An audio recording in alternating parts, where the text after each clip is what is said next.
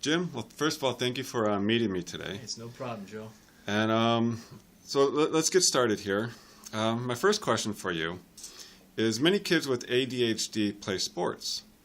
What can a coach or manager do to help keep a player with an ADHD mentality or ADHD mentally involved in a game and practice? Right. Well, Joe, you're certainly right. Lots of kids with ADHD are in sports, and probably the first thing that I would say is, and by the way, I have to remind my own mom of this. I'm a child psychiatrist. My mom's a teacher, and she'll tell me, "Hey, shouldn't all the kids with ADHD shouldn't they just get into sports? Can't they just run? Get on the track team and run and burn off all your energy?" And, or do swimming or something. And I always have to remind my mom. I say, well, you got to understand some of the myths. Lots of kids with ADHD, they have lots of energy, they're kind of impulsive, and it does make sense to get them on the football field. The problem is the kids with ADHD, they're not necessarily going to burn off all their energy, so it's not going to go away just by doing that.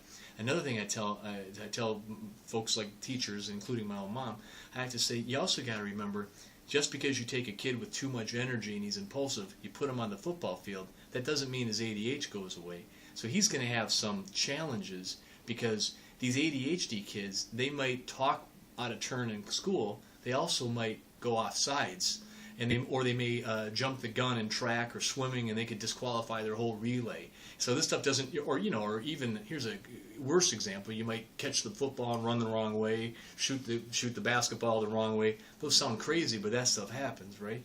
So I think part of what we have to do when we're thinking about kids with ADHD in sports is understand it's not like a magic place for ADHD to go away. Very, very useful for coaches to allow these kids on their team, but to understand the challenges. Probably the best thing that a coach could do, or a parent, or somebody involved with the organized sports, is if they suspect that a kid has more energy than a typical kid, or is more impulsive than another kid, in other words, acting before they think, they might consider having them meet with somebody, a psychiatrist or psychologist, to try to get an understanding of whether or not this is ADHD. If it is, there's tried and true ways of helping these kids. It'll work better than just having them run laps.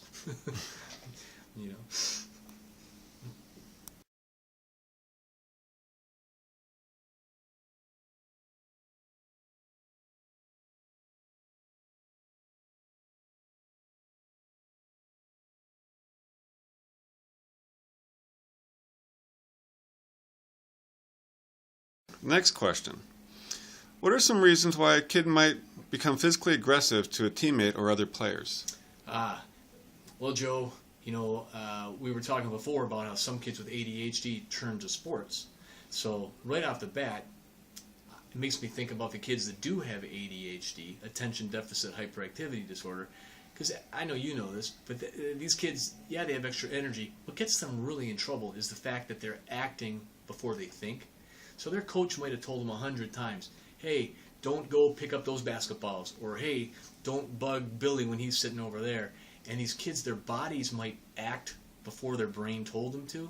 So some of it we have to understand that, is the physical aggression, is it really impulsive behavior because they have ADHD, or is it really planned out?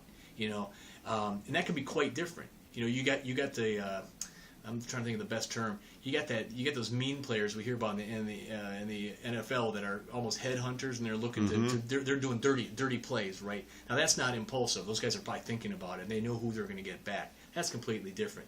I think that's something that needs to be worked out with the team, with the organization, and the referees. If this kid can't be safe and he's on purpose, maybe this kid doesn't belong in the sport right now. Other things that I think about in general as a child psychiatrist, if I've got aggressive kids, I always worry, is somebody being aggressive to the kids? In other words, are they a victim themselves of maybe child abuse? That could be going far, but at least bullying. A lot of times kids that are being bullied, they turn into bully victims. So they'll turn around and they'll bully somebody else because they themselves are being bullied. So they just complete the circle. Complete the circle, right on. It's kind of similar that you probably heard of child abuse. If somebody grows up and they've been abused, then when they become adults, they may be more likely, there's theories, to abuse other people. So I always look out for the kids that are being aggressive. It's hard to do because nobody likes a bully, but if you can find it in your heart to think, I wonder if anybody's bullying this kid, and help to get to the bottom of it, because quite often those two go together. Another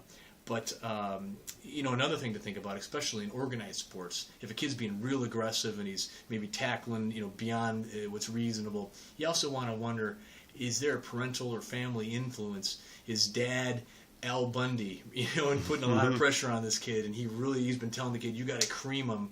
But this is youth sports, and maybe we're not at that level right now. Maybe that's something too to think about. What pressures is this kid in?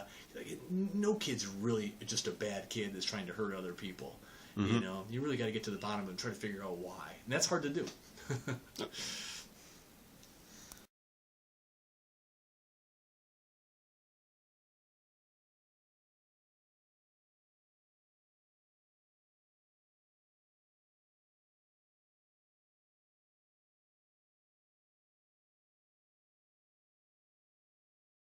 Our next question, players with low self-confidence, every team gets them, especially at the youth level. What can a coach do to help boost players' confidence? Yeah, sure, it's a great question, Joe. As you said, every team has them, and it's part of life and it's natural. And anytime we do anything new, it's natural to feel a little bit, nervous and to question yourself. But we know that sports are a fantastic way of helping any kid's confidence. The key is making sure that the kids are in the right level. So I think if I was in the position of a coach, I would want to make sure that I've got this particular child that seems more nervous than the other guys or girls. I'd make sure that I've got them in the right level. On the news, But I think if I could flip your question around on you, you asked what's the best way to help these kids with low self-confidence. I think the very best answer is to keep them in sports. In child psychiatry, when I have kids that are down on themselves, poor self-esteem, or even ADHD, we found that martial arts is an incredible way to help kids with self-esteem. Not to teach them how to fight people, but to kind of learn how the mind and the body work together and find your center. And a good sensei, like a good coach, will recognize the kids that need to work on developing their confidence and their inner skills. Sports and sticking with the sports is key.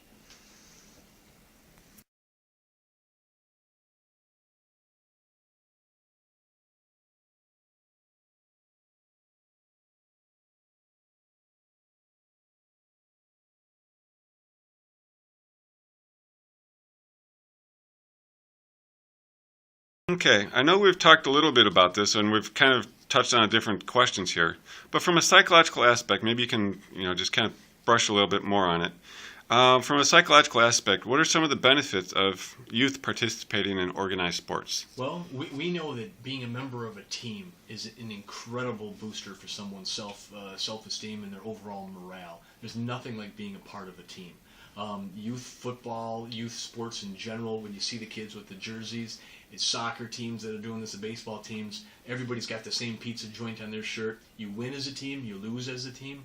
That is an incredible motivating factor in a child's life to have them socialize and to learn how they can rely on each other.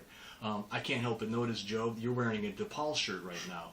And if you stop and think, well, why is it even as grown-ups, when I go home after work, I'm going to flip on my Detroit Tigers baseball cap.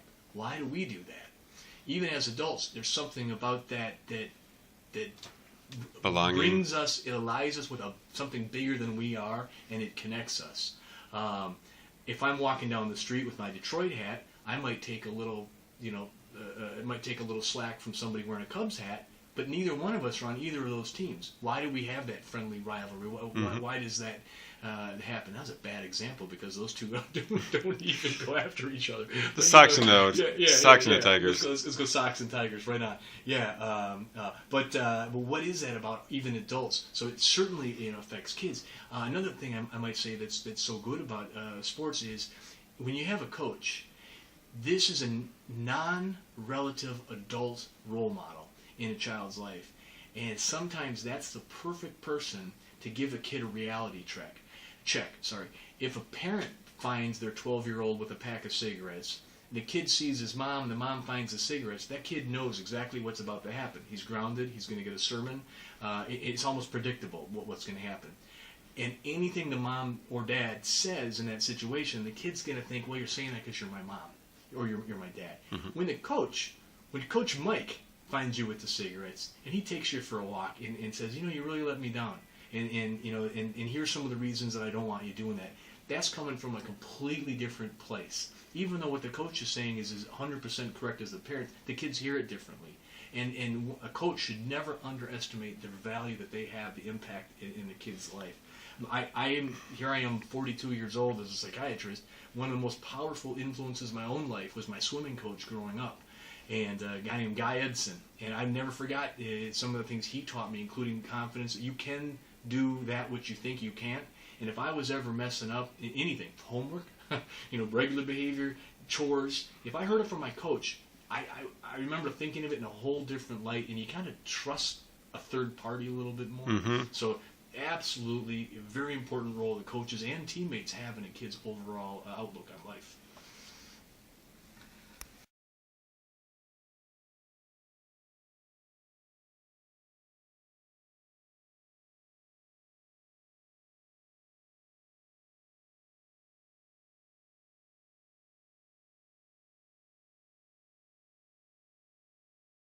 Okay, next question. Players are motivated by many different reasons. Are there any common factors psychological factors when it comes to motivation? Psychological factors for motivation.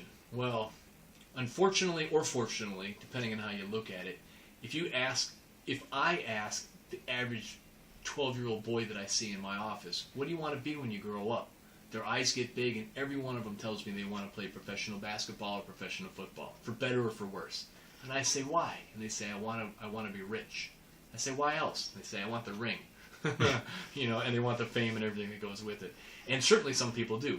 We all know, 1% of the student athletes and kids ever grow into that role. We know that. So some people, let's be honest, are motivated by the fame and fortune.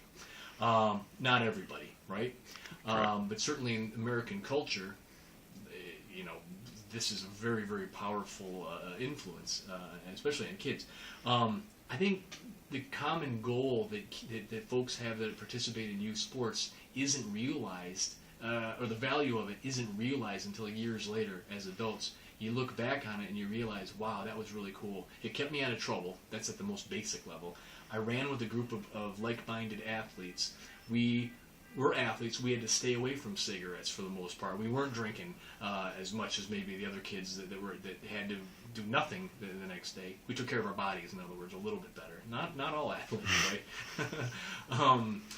But I think the goal is you learn to protect your teammates and to share in the glory and the failures.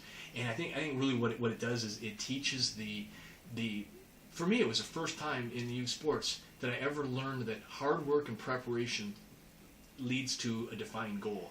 So you learn that when you're a kid. If I learn how to shoot the soccer ball and then keep doing this every day, I'm going to learn to be a better a goal scorer. Now at work, we learn the value that if I work harder at this, I could do this job, or I can do better at my job.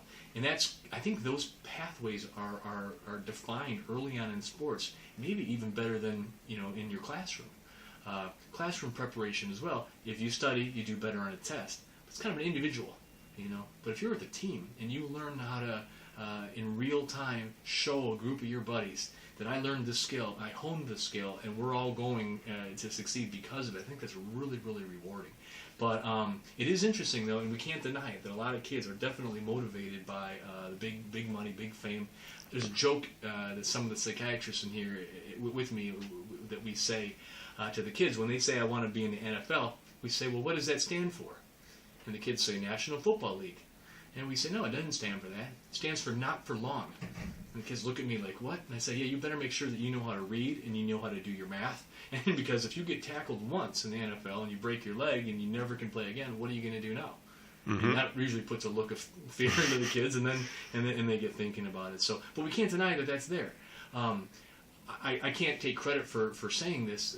I'm not the guy that came up with this. I once heard a psychiatrist in Washington, D.C. give a lecture, and he was a forensic psychiatrist, and I can't remember his name off the top of my head. He was the psychiatrist that was involved in the Columbine shootings, and he was talking about those kids and why groups of kids would do whatever.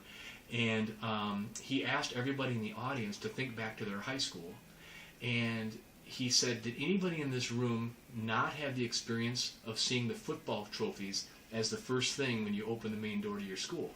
And about 1,000 people in there thought, yeah, I guess I did. And most people, I'm not talking that side door down by the theater or the door down by the the Votech door, the main door by the flagpole. Most of our high schools, right off the bat, you see the importance of a football trophy and the basketball trophies. And I think that can be good or bad. I really do. But it's something to consider. But I think that just statistically, since so few people make it to the fame and the glory and the money, that I think the true value that motivates all these kids is the teammates, and the camaraderie, and the learning to work hard, and preparation leads to success. Then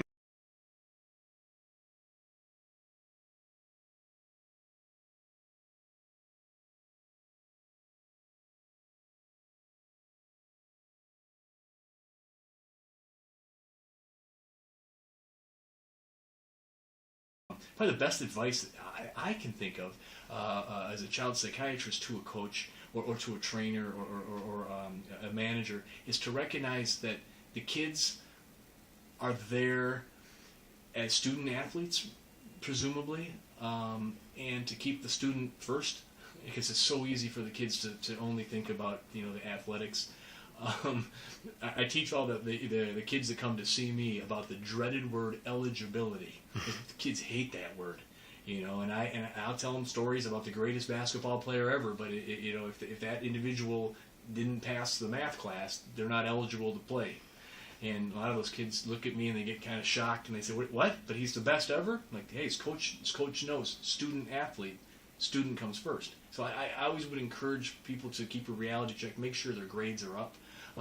I, for one, had to stop my college sports because my grades were getting rocky, and I knew I was thinking I wanted to go to medical school, and I knew I never could if I had to pick. Some folks can do it all, I couldn't, and it was actually one of my coaches that pointed that out to me. They said, "Hey, you got to make some tough choices," and I'm really, really glad they did. And that's probably one of the hardest choices a coach could ever make, is to tell somebody, "Hey, why don't you put your school a little more in front of sports?" I think I might advise a coach or a trainer or manager, watch out for eating disorders too. It seems to be an increasing prevalence of the kids that I meet in our hospital here. Is the kids on the track team, the cross country, the gymnastics, sports where there might be a little more emphasis placed on a body of a man of a boy or of a girl. And to work with their family and the kids, and not push them too hard once they see the early warning signs of a kid who's having some emotional crises. Going back to the stuff we talked about earlier, the teammates and the wanting to succeed, that is so powerful, which can be great, but it can backfire. If it's actually creating medical problems for these kids. But coaches, managers, and trainers pick up on that stuff really easy. I'd tell them, listen to your gut. Because the coaches, managers, and trainers, they may not know the child as well as the parents do, but those folks meet a lot of kids, and they can compare the kids to each other, and they can pick up on when some pathology is beginning. Trust your instincts.